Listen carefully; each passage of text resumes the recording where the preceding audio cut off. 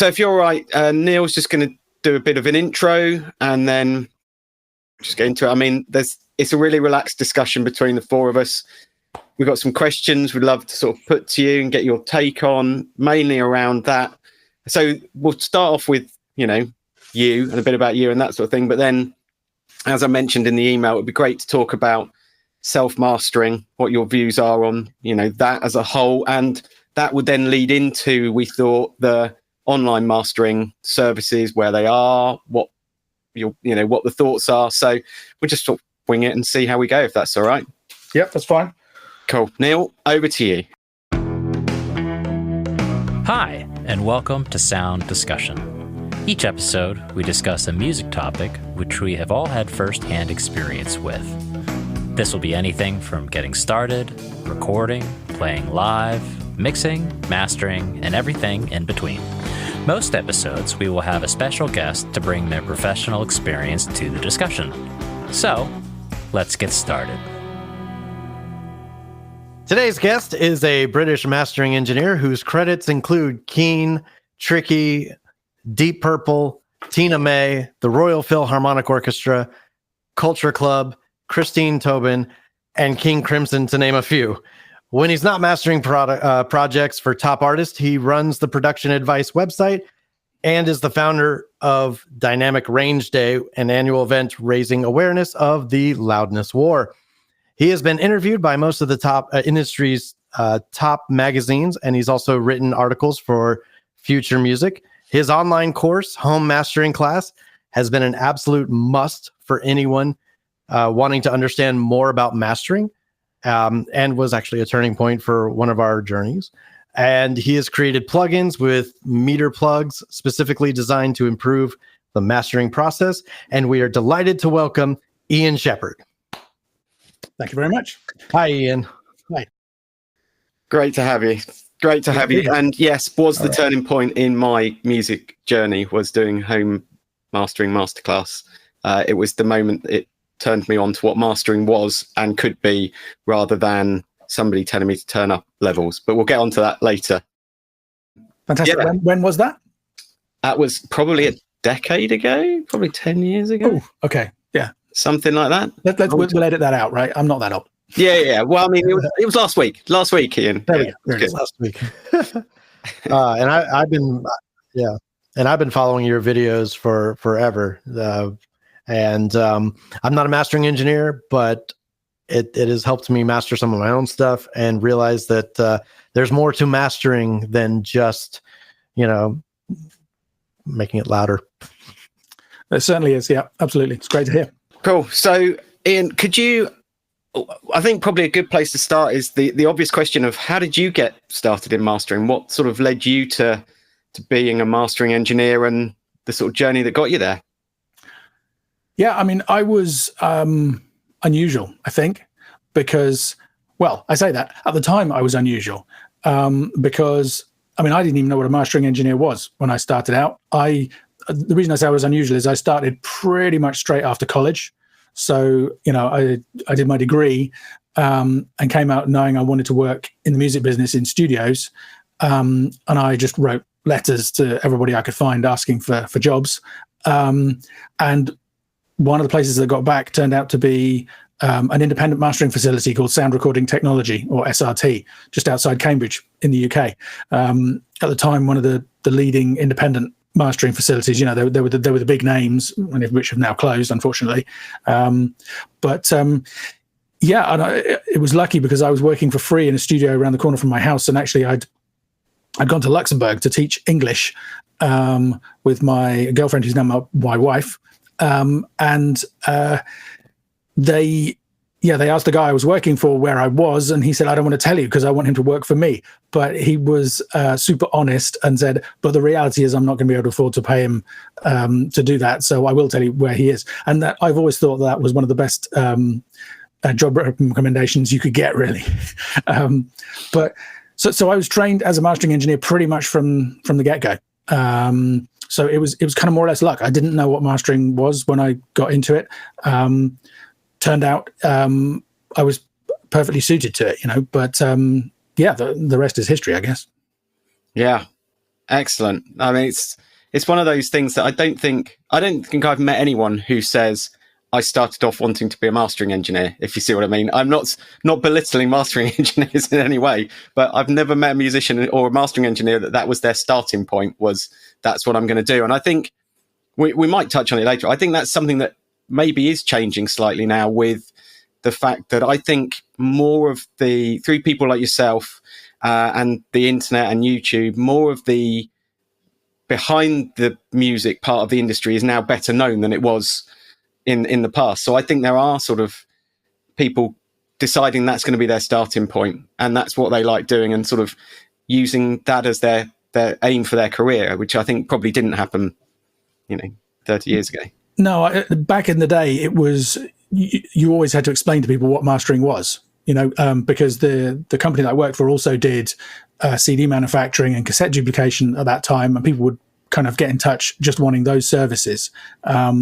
And the salespeople would say, would you like professional mastering? And people would go, what's that? Whereas nowadays, it's almost it's gone completely to the other extreme. Whereas, I think not only do people know what it is, I think people almost assume that it's more than it is, or that it's capable of doing more than maybe ideally it should. I think there's almost too much emphasis put on the mastering stage versus recording and mixing. So yeah, it's definitely flipped across. And, these days, anybody can decide that they want to be a mastering engineer pretty much at any point. Reality is you don't even necessarily need any credentials. If you tell people you're a mastering engineer and they believe you, then you're a mastering engineer, which I'm not saying there's anything wrong with that, because I do think there's, I was mastering professionally within 18 months of having arrived. I started off copying tapes and being mentored by other engineers at SRT. But within 18 months, I was doing masters, for record companies. And I've got hold of a couple of them, in the last year or two, with the wonders of eBay. And, I kind of put them in, kind of bracing myself to see what I was going to hear. And they sounded great. I'm really happy with the way they sounded, So it's not like you need that, there's this traditional thing of, you spend 20 or 30 years being a recording engineer or a producer or whatever, and then you become a mastering engineer. I don't think that's necessarily at all. But I do think I was super lucky to be mentored, to have that opportunity. I didn't even realize at the time what a fortunate position I was in for that. And now I do. And I think that's one of the reasons that I do the YouTube channel and the podcast and the blog and all the rest of it, is to try and help other people who are interested in doing mastering do a good job of it. Because, most people can't get a place in a professional studio and get mentored in that way.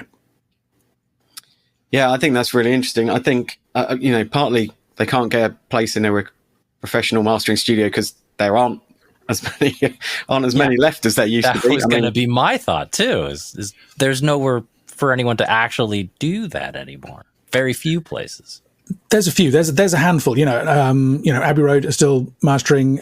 Metropolis in London. I mean, and there are places in the US. There's Sterling Sound, and some of the bigger facilities, and some of them do still take interns. But I think it's just so much more competitive. I mean, that's the other thing, right? Is that my degree was in physics and music, which was literally quantum mechanics and Bach chorales. It's not.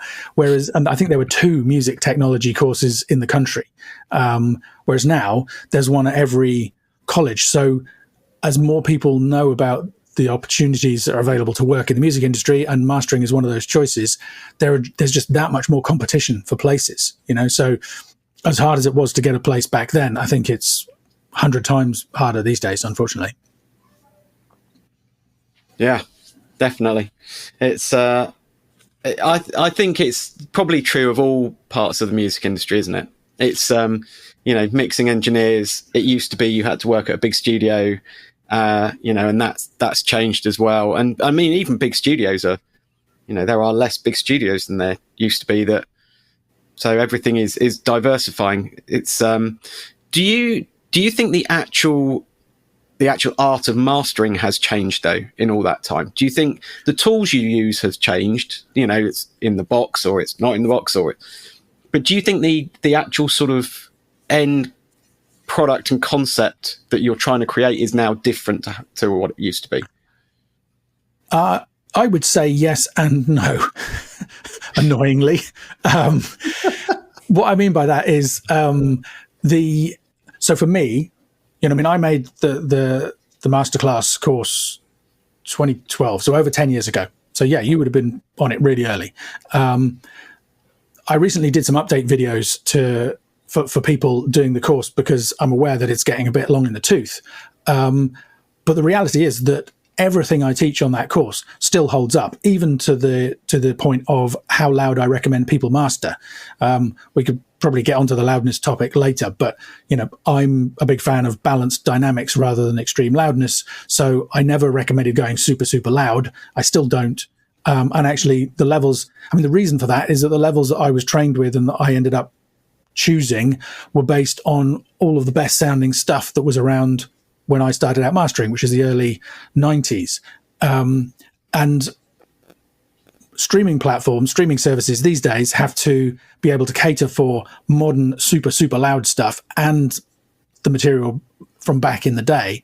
So they're actually perfectly optimized for kind of, I guess, more traditional mastering levels, if you want to put it, or more conservative mastering levels. So people can use the techniques and strategies on the course to make super loud masters if they want to. But it's, I recommend not doing that. I think you'll get a better sounding result online, on vinyl, on CD, anywhere, using that. So yeah, all of the methods that I recommend, the software interfaces have changed. A couple of the plugins aren't available anymore, and there's a lot of new plugins that are really, really exciting and interesting to play with. So you're right, the tools have changed, but the methods are the same. Having said that, I would never have imagined back when I remember when, What's the Story, Morning Glory by Oasis came out. And we were, whoa, actually, was it the third? One of those early Oasis albums was super, super loud. And, we were kind of amazed at how loud it was. And kind of, we were analyzing it, trying to figure out what they'd done to get it that loud. And the answer was it was clipped. And that was kind of, I'd never have guessed that you were going to get to Death Magnetic territory, where stuff was, 5 or 6 dB louder even than that. So that bit of it has changed. The what is considered a mainstream sound has changed, and I think that's a shame because I think it's a red herring. But again, we can talk about that if you want to. Do you think that with home mastering or people that work at home, or that people that work in sort of like singular operations, do you think that it's almost better that these people maybe don't have as much experience in recording or mixing, and maybe they just jump straight into mastering? They saw one of your courses or someone else's courses, or having that experience of being a musician, recording, mixing, does that lend itself better to understanding what you're doing as a mastering engineer?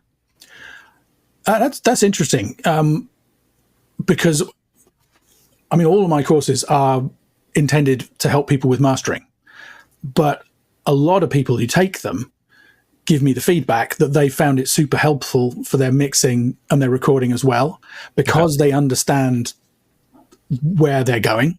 What they understand, what the final goal is of mastering, and what it can do and what it can't do, and therefore all the stuff that they need to get right at the beginning. And I think also, mastering is very much focused on EQ and dynamics. We don't have the reverbs, the delays, the choruses, all that kind of super creative stuff doesn't usually have a place in mastering. It's basically about level and dynamics and tonal balance, the EQ balance. So I think that focus on EQ, and I have a course called Home Mastering EQ aimed to help people specifically with that. It's all about ear training and understanding what a balanced EQ is and how it might change depending on the genre and all those, and how EQ affects our perception of loudness and all that stuff. So I think, yeah, if you put in the work and focus on that stuff, it's going to be beneficial. And for me personally, I'd had a few years in studios and live sound before I got that first job. And then I was trained as a mastering engineer. But then the room that I was in was a multi-purpose room. So it had a recording setup. You know, it had one of the first 24-bit digital desks. It had one of the first 24-bit digital tape machine. And there was a Steinway piano in the, you know, through the glass. It had a live room. So, and I got the opportunity to do some recording and mixing there as well. And I think what I already knew about mastering helped me get better results with those, you know? So having said that, for me as a professional mastering engineer, having got that experience of recording and mixing, and I've done a ton of mixing, especially since then, is super, super valuable. And having some musical skills as well.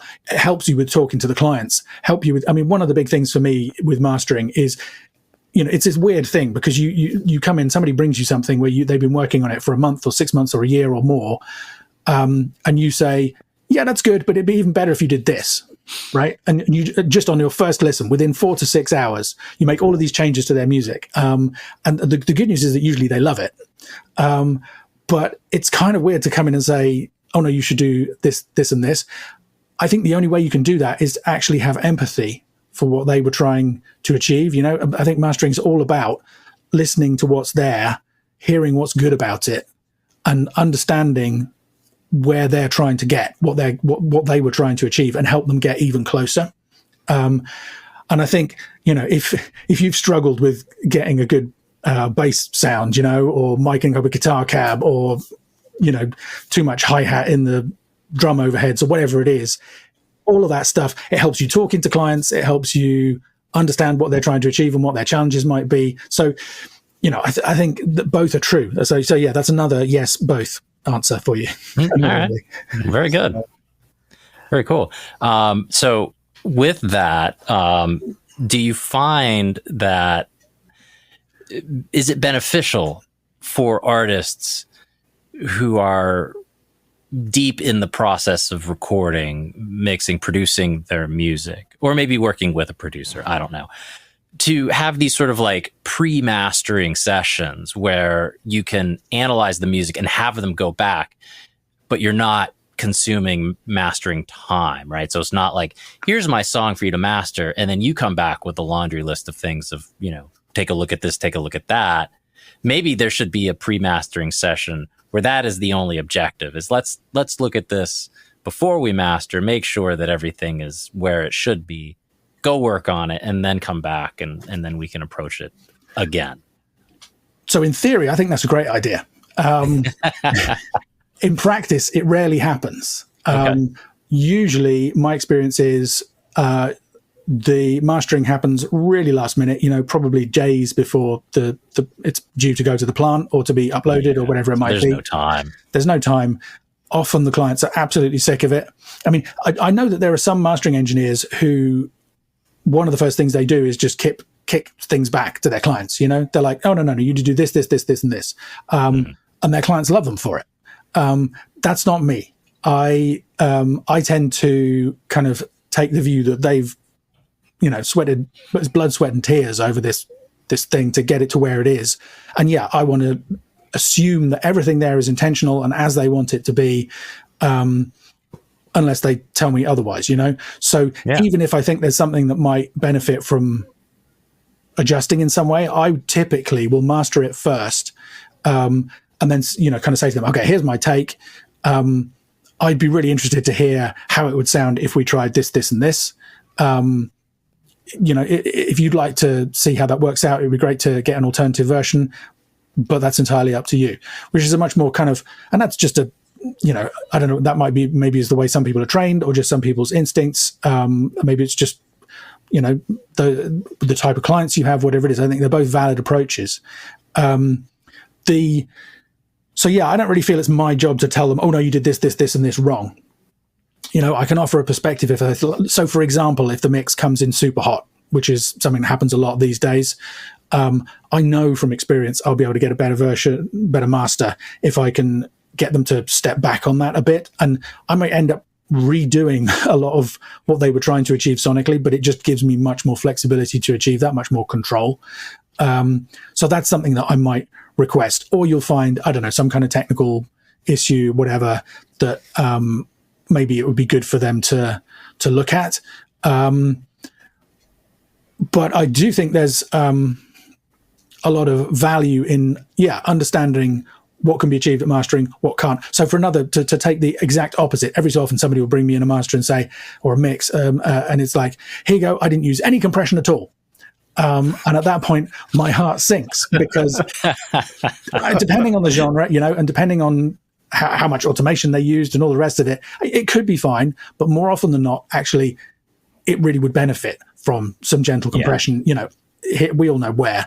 Or maybe even some mixed bus compression, whatever. And if you leave too much of that to the mastering stage, it's just going to be a real challenge to get a result that sounds right. So in the real world, what I find tends to happen is, clients, the standard of what they can achieve improves over time, because they hear that first album come back after mastering, and they're like, oh, okay, and maybe we have some conversations, and then next time, they've got that in mind and they're getting closer.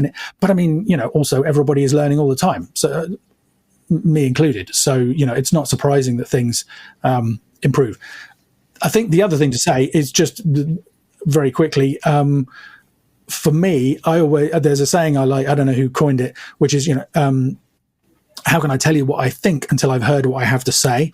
And the same thing applies to mastering. Very often I can listen to something and go, I think it's going to be, but you never really know until you get your hands on the faders, and you're turning the dials.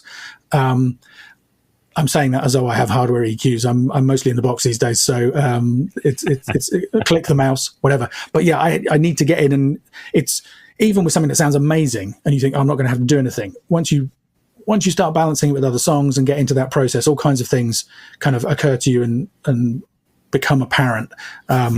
So in terms of not spending any mastering time, for me, that wouldn't work, because I almost have to master it before I know what I think of it, if that makes sense. Yeah, no, that makes total sense. Yeah. So you said something interesting. You said that people will just be like, oh, I didn't use any compression on my mix. Do you ever have clients that say, well, you know what? We'll just fix it in the mastering, kind of like recording engineers. Well, we'll fix it in the mix.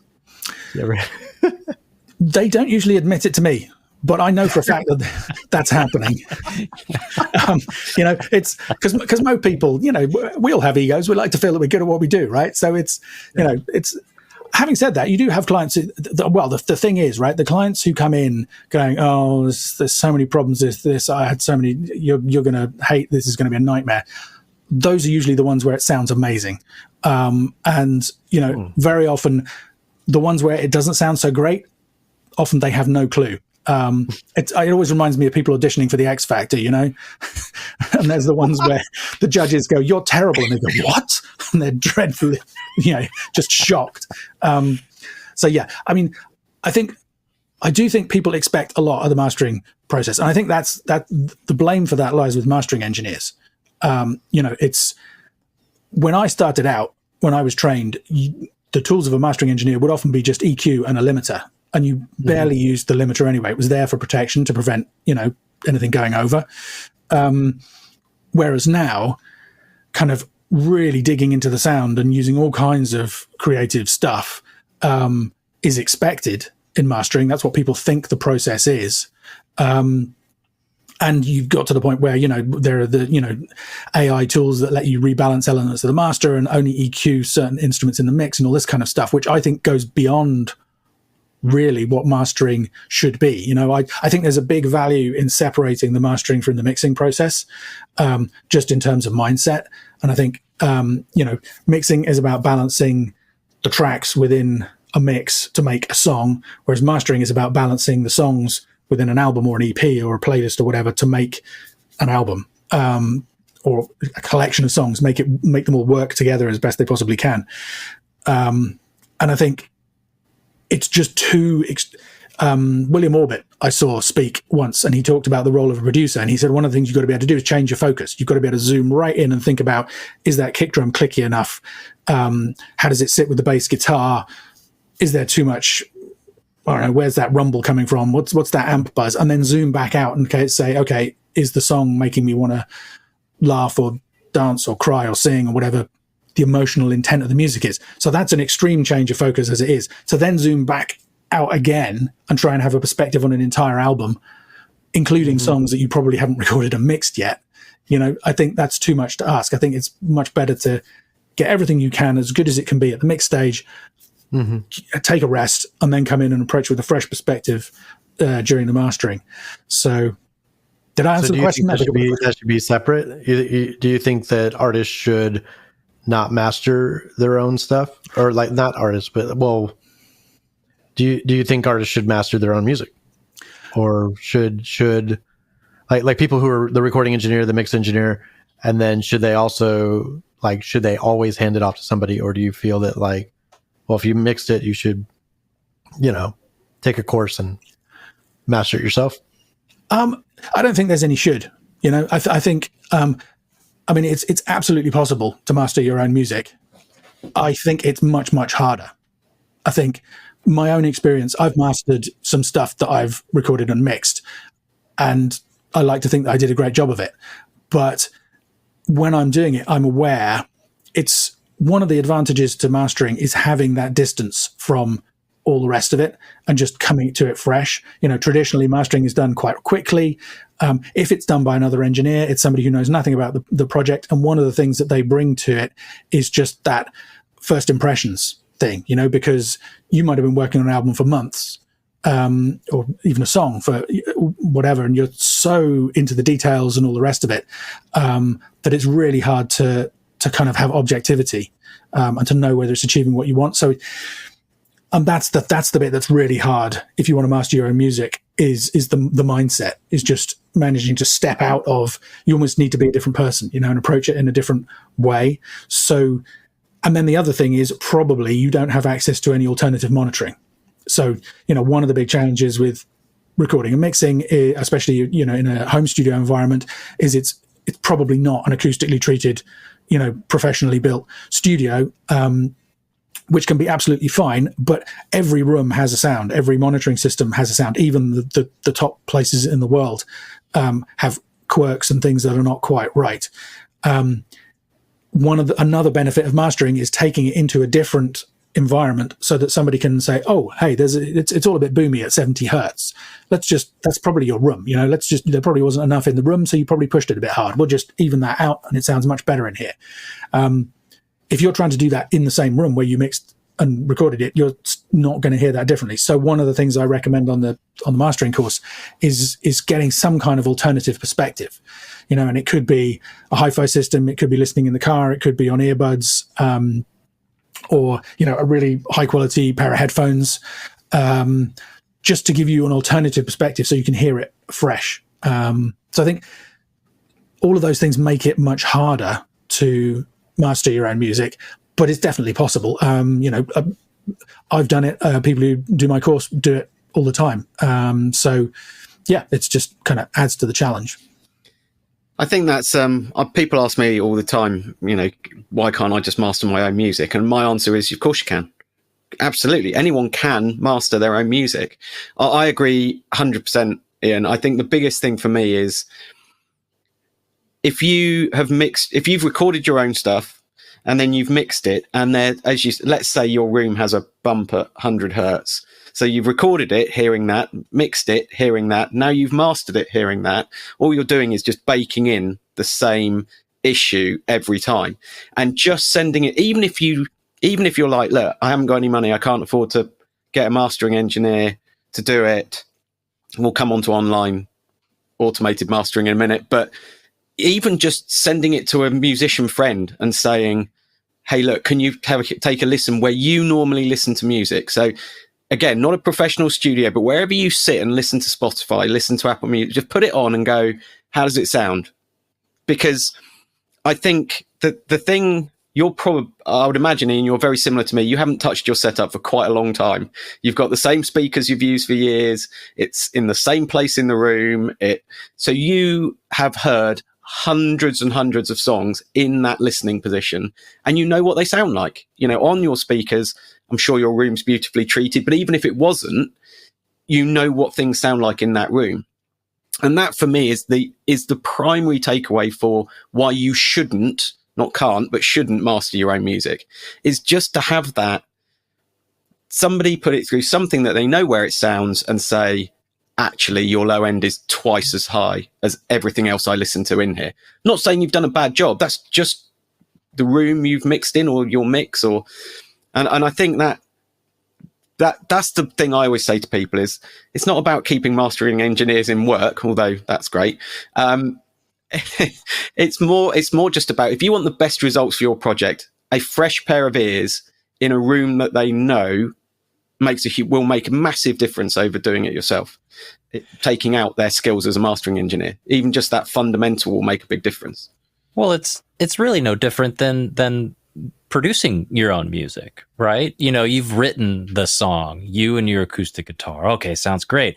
Let's record some electric guitar, and then, you know, maybe you play drums or you program your drums, but you're probably going to benefit better by having other people contribute their ideas and their feeling to your song. So it's very similar to having a different perspective come in and listen to your music with separation and with no bias of you know, what they've heard or what they know of you.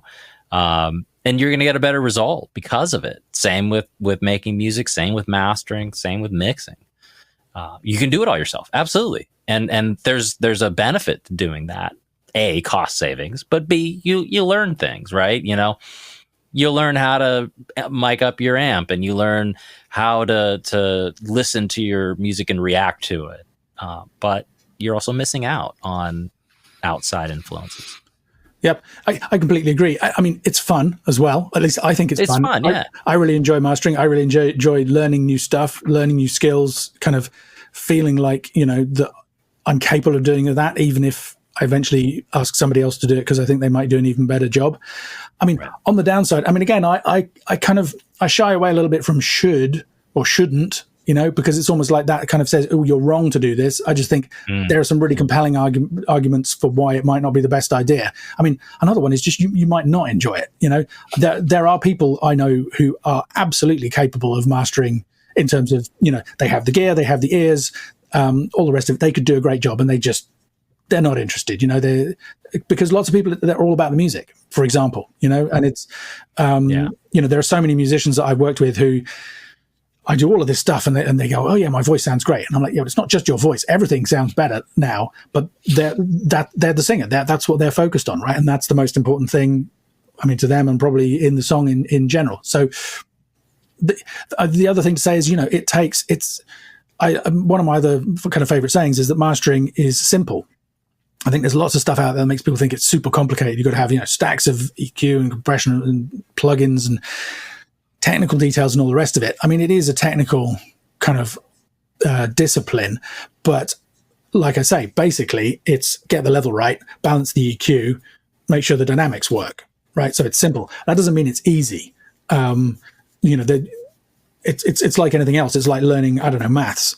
You know, it's pretty simple to understand the concepts, but if you want to be good at arithmetic or algebra or whatever it is, you have to actually put in the hours. You know, you have to do your 10,000 hours or whatever it is. And again, there's lots of people who just don't want to do that. By the time they've got to the album is mixed, you know, that's where the lion's share of the work in terms of the emotional content, the creative stuff, all the rest of it goes. When you get to mastering, it's just making sure that stuff translates effectively and kind of is optimized. And of course, everybody wants the best for their music. They don't necessarily want to spend hours learning how to achieve how to do that. So yeah, it's. As a high school math teacher, can I quote you to my students? Yeah, be my guest. I mean, it's the same for everything, right? I mean, it's, you know, you want to be good at football, you got to play football. You know, it's. But yeah, I think in particular, maths is one of those ones where you can, for me anyway, you can read a thing and go, oh yeah, I understand that. Very different thing, understanding it and being able to do it. You know, especially under exam conditions, or, you know, in the middle of late night coding session or whatever it is you're using the maths for.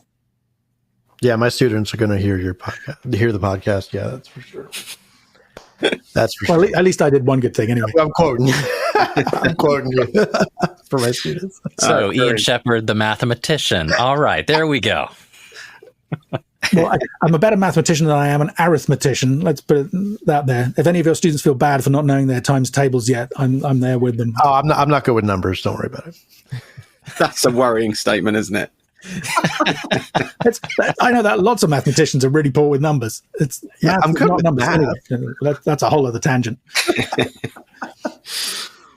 So look, I think one of the things that I was really keen to touch on while we had you on the podcast, and we've kind of circled around it and mentioned it a couple of times, is the online automated mastering services. I've got my view, and I'm happy to talk about it, but I'm really interested to see what your thoughts are on them, and do they have a place? Do you think that they are what's the word I'm looking for? Do you think they are professional? For people, especially a lot of the people listening to our podcast are going to be people at home, writing music at home, recording music at home. They're not going to be signed artists in Abbey Road with all the things that go with it. I mean, maybe. Well, I mean, they might be. And if you are, let's not count them out. If you are, drop us a note and let us know who you are and what you recorded at Abbey Road. Maybe and you can come on. That would be great. Gonna get his hands on this episode and he's going to be like, what's up with that? Well, in which case, more than likely not. Come on, we'll have you on as a guest. It'd be great. But yeah, I'm really interested because it's one of the things that people ask me about a lot. And obviously, all the guys here will know at least once a year, I will have a project from a client and I will master it and I will run it through 3 or 4 of the online mastering services, and then make them A, B, C, D, E, and just send them out and say, pick which one you think is the best master. So far, I've won. Correct, boys? So far, I have won on these shootouts. But I mean, to see your views because they're getting closer. There's no doubt. Well, yeah, there's certainly some. When you did that, I remember there were some where I liked some elements of the online mastering. And I liked some elements of yours. And I said, if you can combine these two, and I didn't know which one was which. I said, if you can combine, A and C, I think we have a winner, right? And I didn't know which one was which. Sorry, Ian, I cut you off. No, so you kind of asked a bunch of questions in there. So let me see if I can remember them. I mean, yes, they're absolutely valid. They're amazing, right? They have automated to some extent what I spent 25 years learning how to do. That and they do a reasonable job of it. So, and they are a lot cheaper usually than getting a human mastering engineer to do it, and they're a lot easier than we just talked about all the reasons you might not want to learn how to master music. But if you don't want or can't afford or whatever to go to a pro mastering engineer, then but you might still want those those results of consistency and translation and all the rest of it, then yeah, you might still want your music mastered. So they definitely have a place. One of the things that I hadn't imagined when they kind of first came on the scene was the way that people would use them, right? So there are people who use them just to kind of get an idea, a kind of ballpark, and get, oh, that's how it could sound, which is kind of interesting, in terms of what I was saying about alternative perspectives. There are people who upload stuff, get it back and go, no, that's not quite right. And they make a tweak and they do it again. And they might do that 10 times. And depending which service they use, they might still be coming in cheaper than getting a professional mastering engineer to do it. The fact that I'm a professional mastering engineer doesn't mean I think that's the best way to do it, but it's absolutely a valid approach. I think, okay, so I'm going to do a video about this, but I'm going to give you a sneak preview. It won't be as good as a video because I'm just telling you about it. But so I went to a studio event last week in London, really nice new studio, World Heartbeat Studios near Battersea Power Station. For those who are interested, really nice space. Kind of had an Abbey Road vibe about it. The sort of the shape of the room. There's a really nice piano there, fantastic control room, SSL console, all the rest of it. And so I did the thing that you do, which was sneak into the control room to get some photos of me at the desk. And so the first one I took was just an arm's length facing me thing, and my phone doesn't have a flash that faces me, so it does this thing where it flashes the screen at you to get a bit of extra light. And then somebody said, "Oh, do you want me to take one?" So yeah, I handed them the phone, and they took a couple as well. So when I got back home, I thought, well, I want to share these. So that was the point of taking them. But they had this kind of really cool lighting in the control room that basically made everything look purple. And I thought, well, it would be nice if I didn't look purple. So I just hit the wizard, the magic wand tool in the photo editor to see what happened. And it was super interesting because the one that I took at hand's length where the screen flashed, it came out really well. I look human. I look like human color, and the shot still looks really good. So I thought, okay, great. I'll do that for the others as well. When I clicked that magic wand tool for the other images that were taken without flash facing the other way, it was bizarre.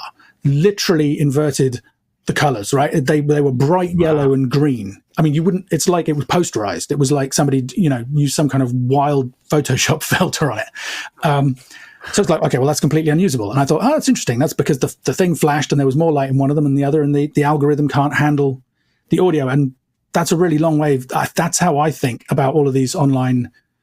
I don't want to call them mastering services, right? That's my big issue, is I don't think they should be called mastering, because they're not. I mean, if you think about all the things we've been talking about so far, and we'll carry on talking about, an alternative perspective, an experienced ear, somebody else's studio where they've spent 10,000 hours doing something, having empathy for what you're trying to achieve emotionally, connecting songs from one to another in an album. Yep. Yeah. All of those things. That's what a person does, right?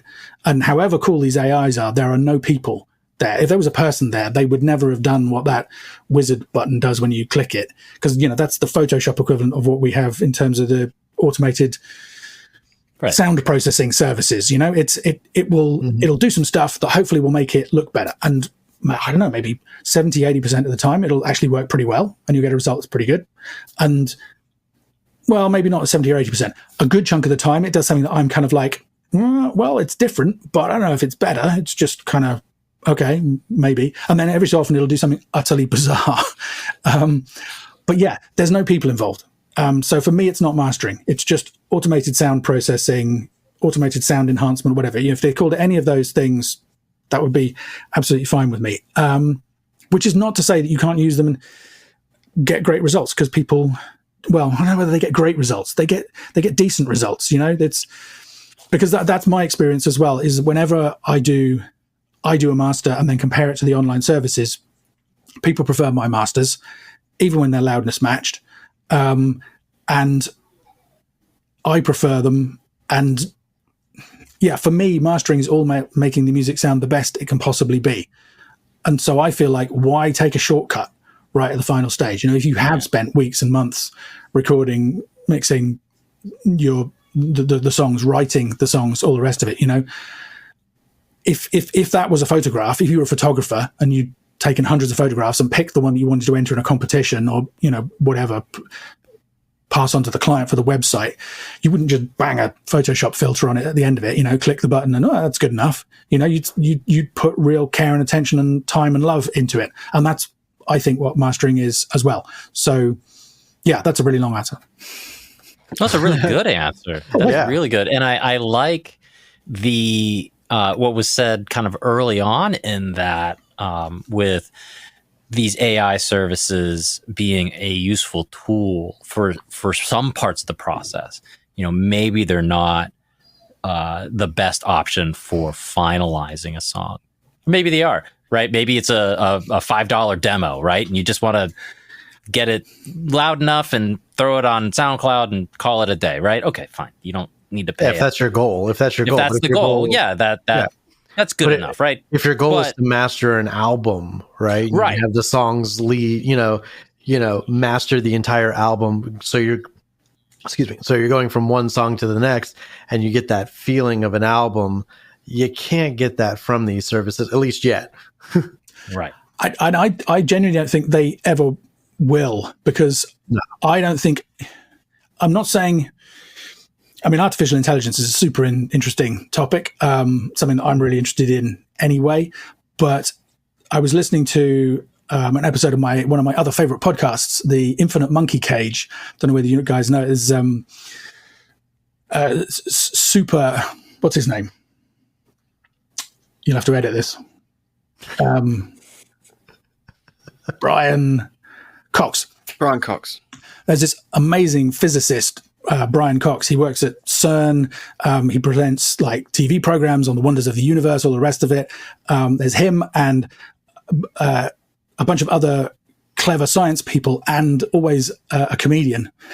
And it's one of those super frustrating shows where they talk about stuff, and it's just getting to the interesting bit, and then somebody makes a joke and derails it, and you're like, no, talk more about that. But I literally just listened to an episode on artificial intelligence about this, and they were saying it's not artificial intelligence, right? It's super fast statistical information processing based on massive databases, right? So it can produce stuff that looks, I mean, we've all had this. You use ChatGPT and you put something in, and it sounds like a person, it looks like a person, and then it says something that's completely wrong. Like I saw something where it credited somebody with designing the SSL bus compressor, right? This is an audio piece of text. That person had nothing to do with that piece of kit. You know, it had pulled in the wrong piece of information from the wrong place, and it didn't know. So I do think it's going to get more and more, quotes, intelligent or clever or convincing, but I don't think it's ever going to understand emotion, right? Because it's never going to be a person, even if it's an intelligent thinking machine, you know, science fiction stuff. If it's going to be HAL or the, you know, Skynet or whatever, it's still not going to be human. It's not going to have had a boyfriend or girlfriend and had its heart broken at 15 and been bullied and, you know, struggled with maths homework and all that stuff that we all have in common. So I'm really skeptical about whether it's ever, you know, what about those times when you have a super angry, raging song sung in a really cold, clinical, detached style because you're so angry about the person there, and you record it with that sound? How's the machine going to understand that and make the appropriate processing choices, you know, to bring out the emotion of that? And it might through luck, but I'm not convinced that it ever. But absolutely, for kind of quick demos, for, you know, just sending something off to a client. Okay, it's completely valid and it is usable for those things, but I'm thinking of doing a course called something like how to master your music better than an AI every time, guaranteed, even in your home studio with the tools you already own. Because that's a pretty long title, but I like it. I genuinely think that's possible, right? I think I need to really figure it out. I think I could give you, I think without doing the super long, in-depth mastering course, I could teach you a set of rules and some useful parameters, some useful starting points where most people could get a result that is as good as or better than the AI tools, just by kind of doing, okay, to do this, then do this, then do this. Because that's the bit they can do, right? That's the easy bit. Kind of going beyond that to make it the best it can possibly be, that's a whole other thing. But really all you need is a decent EQ, a good limiter, and a little bit of maybe some dynamics processing. So yeah, there you go. Another really long answer. No, I think that's brilliant. I mean, I completely agree. The thing for me about them is they run their analysis and they say, oh, that's a rock song, therefore I have my EQ curve like this and it should look like that. And that's great if you've written generic rock that happens to fit into that algorithm of what the EQ curve should look like. The bit that slightly frustrates me every time is like when you use them, it will say listening, you know, and it's like, it's not listening. It's not listening at all. It's running some noughts and ones through an algorithm to come out with what the listening is, what a mastering engineer does before they touch anything. They press play and go, right, what have I got? And generically categorizing music and slapping a EQ curve because this is rock music is actually the problem with modern rock today. Yeah, like we had the 90s, which was amazing, and like, you know, all different types of rock and different explorations of different feelings and different styles of rock. And then the 2000s happened, and it just seemed like, well, here's the formula for great rock. And we're gonna record everything super loud and just like this, and everything's gonna, like on your rock station, it's all gonna sound the same, and it does, and it has no punch to it, it has no emotion to it. It's gotten better since then, but Well, that was the 2000s in general, right? Generic Yeah, and boring. true. Absolutely. There's a great point in there that I want to pick up on. One of the AI tools that I have more time for is the mastering assistant in Ozone that Isotope have done. I think the thing that's clever about the way that they, not so much the results it gets, because I'm not convinced that they're necessarily, well, I'll come back to that, why I think they're not necessarily as good as they could be. But I think the approach that it uses, because it's not like you press a button, the thing goes in and comes out as a sausage. You know, it's it does some analyzing, listening in inverted commas, and it comes up with a bunch of suggestions, and you can then choose whether or not to follow any of that. You know, you've got a list of processes. You can say, okay, I'm going to keep that EQ curve, but I don't like that de-esser that it put on, or the stereo width processing, or whatever it is. I like that approach, and that's, I think, a really interesting way that people are using AI is, okay, so that's what the AI thinks it should sound like. What do I think about that? There's a problem with that, of course, because you're still listening on the same speakers that you've been listening on all this time. There's another thing about going to a mastering room is it is somewhere that somebody has spent their professional career getting the room to sound amazing, to understand exactly what they can hear, that monitoring is as neutral as possible, and, you know, all of those kind of things.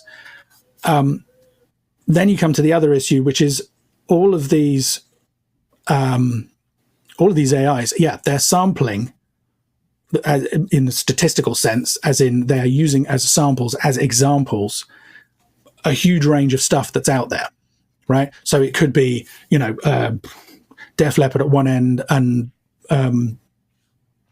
Cradle of Filth in the middle, and Metallica at the other end, with the Foo Fighters thrown in, and all, you know, whatever they choose as their data pool. That's a limited pool, and it's going to be, it could be skewed early, it could be skewed late. Some of them offer you, you know, kind of 90s sound versus 2000 sound. That's maybe a step in the right direction, but all of them are averaged, right? And who wants their music to be average? You know, Right. Yeah. it's absolutely. like, I mean, yeah, you don't want to be so extreme that it's unlistenable, but it's, for me, it's being on the edges and pushing the boundaries that makes stuff interesting. You know, if by definition, all of those tools that they kind of tell you, oh, here's what, you know, kind of 80% of hip hop sounds like today. And it's like, okay, well, there's a lot of hip hop out there, so I'm going to sound like a lot of other hip hop if that's, you know, kind of what I go for. So Right. I think that's just a fundamental challenge they have. There's one different approach which is used by Waves, because as I understand it, Piper Payne, who's the mastering engineer who helped them develop that system, she was basically the one who fine-tuned all of that stuff. So in some ways, if you get your music mastered by that, then it's a bit like getting it mastered by her, maybe. That kind of feels maybe like a bit more of an interesting approach. So maybe we have there's a future where we can have, you know, you can have your AI Piper Payne, or your AI Bob Ludwig, or your AI Ian Shepherd, or whoever it might be. Maybe that's interesting. Except, okay, so another point. Sorry, I know I'm talking on and on, but I keep thinking of things. I don't feel I have, as a mastering engineer, a sound. There are mastering engineers out there, just like there are producers who put their stamp, you know, you send it to them to get their sound. That's not me, right? As I said at the beginning, I'm all about, okay, what has been brought to me? What were they trying to achieve? How can I get the best possible result for that? Whether I like it or not, whether it's how I would have done it or not, you know, I kind of move it in directions that are informed by my opinion and my taste. And I'm lucky that most of my clients love the results. But, well, another little thing Maybe I like you to say have is the sound and you don't know it. well, I mean, there are things about sound that I like. You know, I like space, depth, width, clarity, openness, impact, all those kind of things. So, you know, I find it less enjoyable to work on something that's super dense, controlled, harsh, middly, mono, all those kind of things. But if that's what the client wants to achieve, I understand that, and I can still take it in that direction. You know, I've mastered almost everything. I always like to say from bagpipes to birdsong, which is literally true. One thing personally I find challenging is steel band music. I really like the sound of a steel band in the world. I just have yet to hear a recording of it that I liked. But it doesn't stop me doing a good job mastering any of those. You know, I'm not a massive fan of bagpipes either, but I can still make it sound good. You know, so I feel like it would be hard to encode my process or my sound as a mastering engineer, because I don't really feel that I have one. Another thing I always like to say is that mastering is about balancing, not matching, right? We're not making the loudness of all the songs the same. We're not making the EQ balance of all the songs the same. We're just balancing them so that they work well against each other, so that the loud stuff is loud and the quiet stuff is quiet. The big stuff is big and the intimate stuff is intimate. So yeah, you could have different albums from my career that sound wildly different to each other. They still sound exactly the way I think they should with my mastering engineer's taste, but it all depends what they're meant to be and what the client wanted as well. Well, maybe there's a time in the future that exists where, top name mastering engineers get their own sort of, mastering GPT interface, right? Where people can have their song AI mastered by insert name here. I don't know. Maybe that's where things are eventually headed. I wouldn't be surprised. I'm not really sure what the point is. I kind of feel like get them to do it for you. Have a conversation with them. That's one of the huge things about mastering is, another problem with the black box, the site that you upload and down, you can't talk to it. You can't, it comes back and you think, well, it sounds good, but there's a bit much bass. Tough. I mean, some of them have, you can tweak it, but then you're back into doing the work yourself. And so if you go to a mastering engineer, you're going to them for their opinion. If you go to an AI, you're going to it for its opinion, in inverted commas. So at the point where you kind of say, no, I don't like that, that's when it all gets a bit weird for me. But yeah, I'm sure that'll happen. I'll be amazed if it doesn't. Amazing. Great. Really interesting insights. I think it's something that's only going to come along more. I can't see them going away. I do think, I agree. I mean, I find myself agreeing with you a lot, to be honest, Ian, but, well, you're biased, man. Come on. Biased, yeah. But, I think it's, he took my course. He's been brainwashed. Yeah. It's, I reprogrammed him. I think it's that conversation as well. If you've got, I'm quite lucky. I've got lots of clients who come to me a lot for their project. Basically, if they've got a project, they come to me every time. But all of them are a conversation around, even when like somebody I've worked with for years and years and years, they'll send me something, I'll send it back, and because we've got a bit of a shorthand, I'll be like, here's the master. I think it's what you want, but tell me if it isn't. Because as you've said, they've got a vision for that project. They know what they were aiming for. And there are times where they're like, yeah, look, it sounds great, but, I was hoping for it to be, whatever. Luckily, I never get into conversations about louder, which is, I never get a conversation where I was wanting it louder, which is quite nice these days. I think that has definitely changed a bit. And I think the streaming services have helped with that, with their normalization.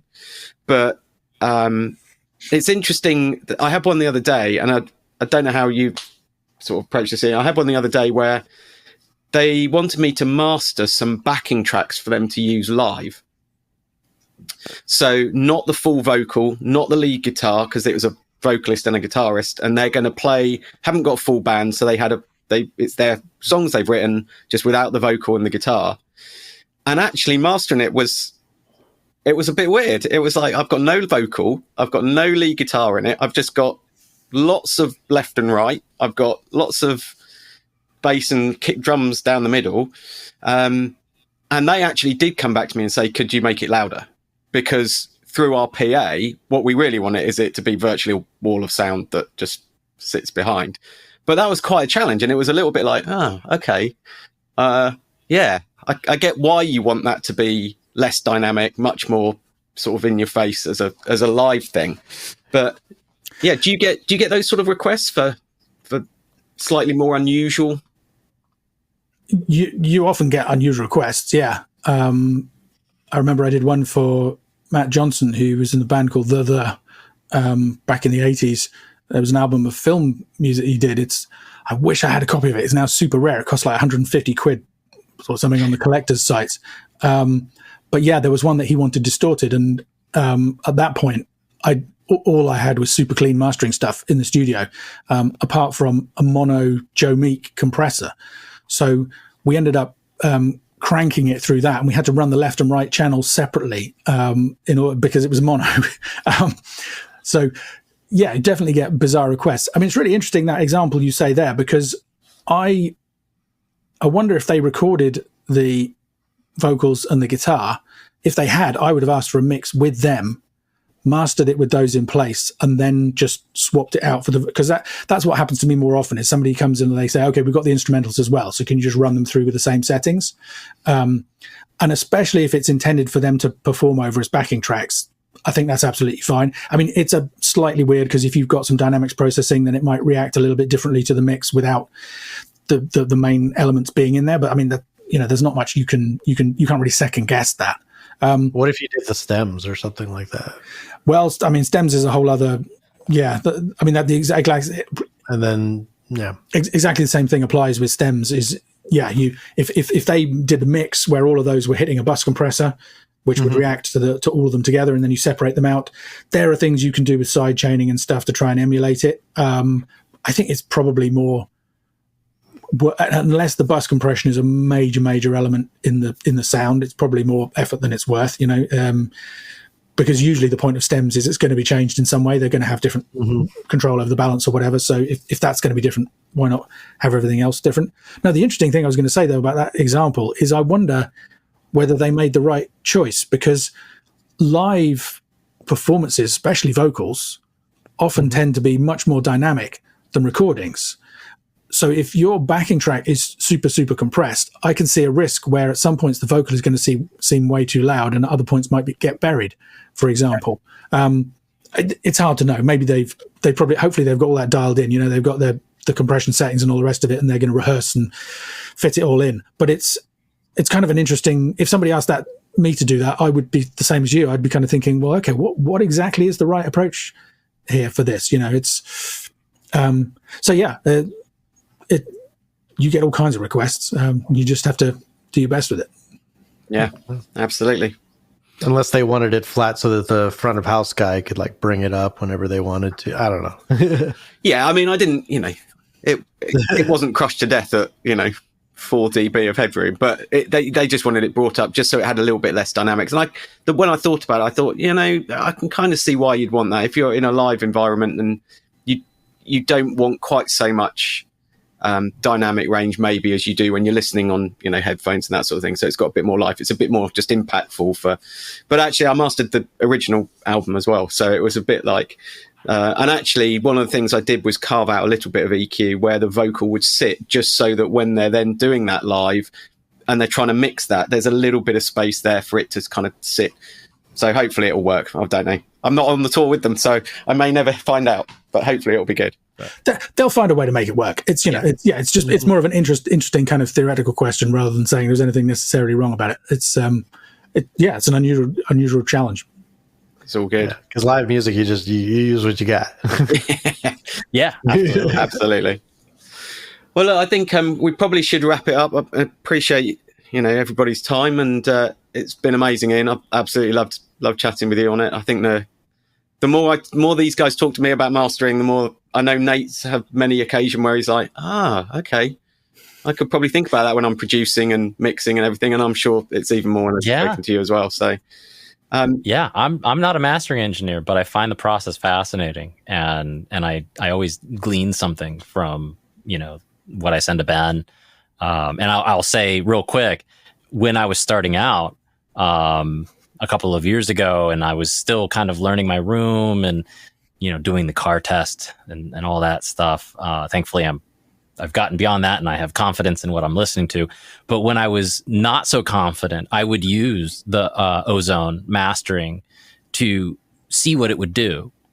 And I wouldn't apply the exciter and the compression, but the EQ curve was always fascinating because it would tell me where there were some issues with my 2-mix, right? And so then I would take that EQ curve, maybe apply it or tweak it from there to smooth down, some of those peaks and whatnot, those resonances that I'm obviously not hearing in my room, but the AI is saying, oh yeah, you got too much at 70. Let's bring that down a little bit, huh? Yeah.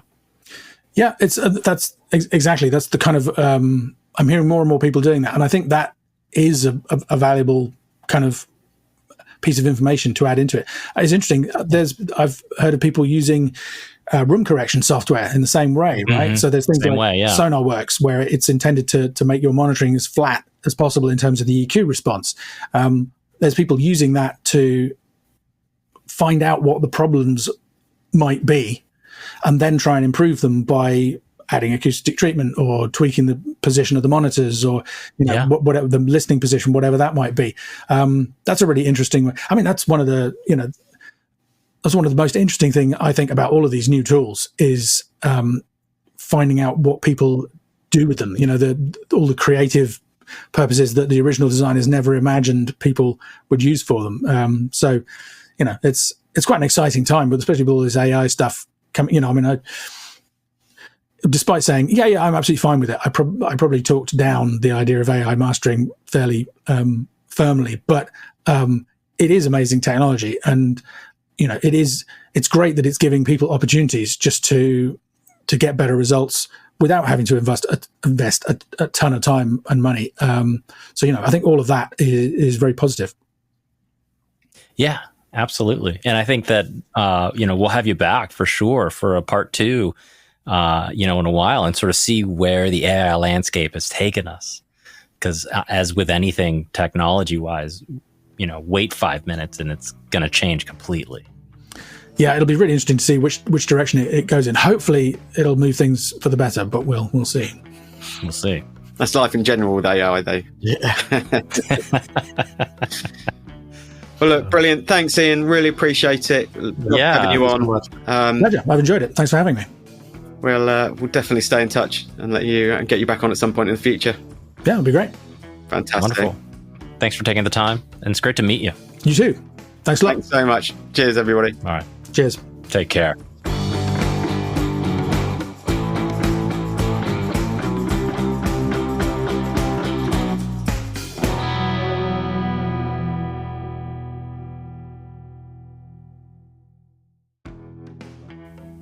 Thank you for listening to Sound Discussion. Your hosts are Ben Holmes, Neil Merchant, and me, Nate Kelms. Our theme song is composed and recorded by Jojo Timmerman. You can find us on the internet at sounddiscussionpodcast.com, or you can drop us a line at sounddiscussionpodcast@gmail.com. Additional show notes for this episode can be found on our website or in the description area of your podcast player.